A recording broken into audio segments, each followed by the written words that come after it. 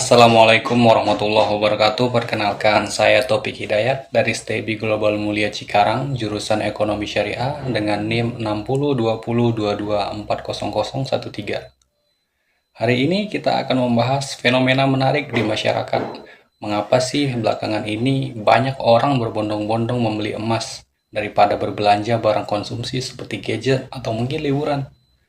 Dalam video ini kita akan telah menggunakan 3 konsep ekonomi mikro, yaitu kebutuhan, biaya peluang, dan perilaku konsumen. Mari kita mulai videonya.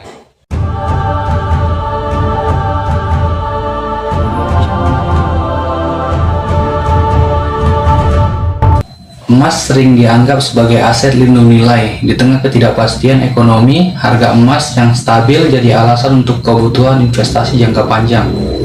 Bagi sebagian orang, emas adalah kebutuhan mendasar untuk menjaga penurunan nilai aset di saat ketidakpastian ekonomi.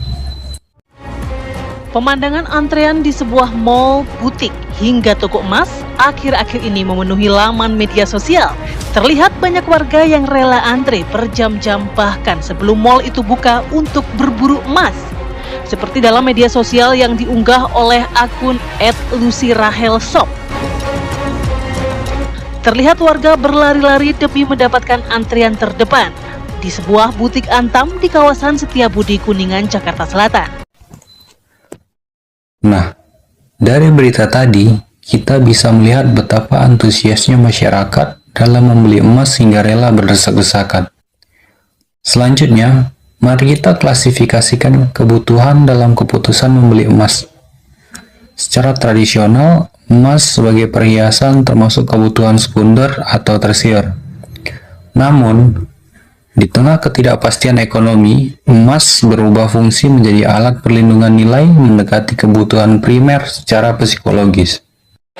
Nah, kita lihat di grafik di samping itu adalah grafik inflasi Indonesia pada 5 tahun terakhir, di mana kita lihat sempat naik cukup tinggi pada tahun 2022 karena kelangkaan minyak dunia akibat perang Rusia dan Ukraina.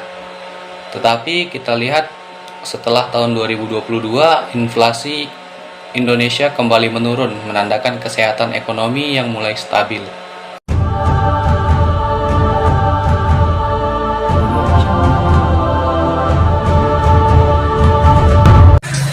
Diterpa isu inflasi karena penetapan tarif ekspor-impor oleh Amerika menyebabkan nilai rupiah jatuh, sehingga menyebabkan masyarakat panik lalu berbondong-bondong membeli emas sebagai aset yang dianggap sebagai anti terhadap inflasi dan cocok untuk investasi.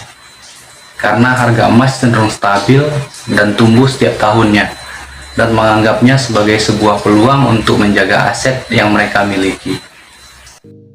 Dalam menghadapi kebijakan Presiden Amerika Serikat Donald Trump yang menerapkan tarif tinggi untuk produk impor asal Indonesia tidak mudah.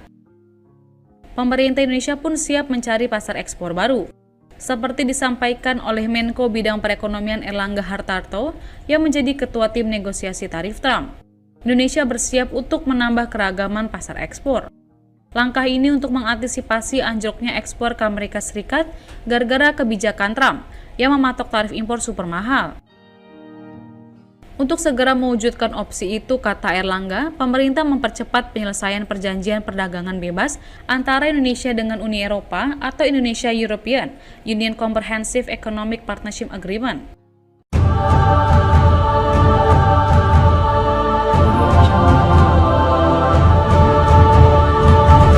Mari kita lihat, ini adalah grafik harga emas 5 tahun terakhir, di mana harga emas sudah naik lebih dari 100%. Sementara berbanding terbalik dengan harga rupiah terhadap dolar yang terus melemah.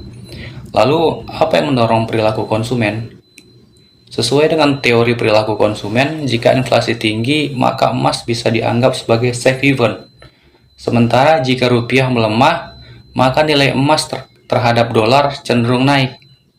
Itulah faktor yang ada di balik perilaku konsumen. Baiklah teman-teman, sekian pembahasan saya tentang studi kasus emas, konsumen, dan masa depan berdasarkan kebutuhan, biaya peluang, dan perilaku konsumen. Akhir kata, wassalamualaikum warahmatullahi wabarakatuh.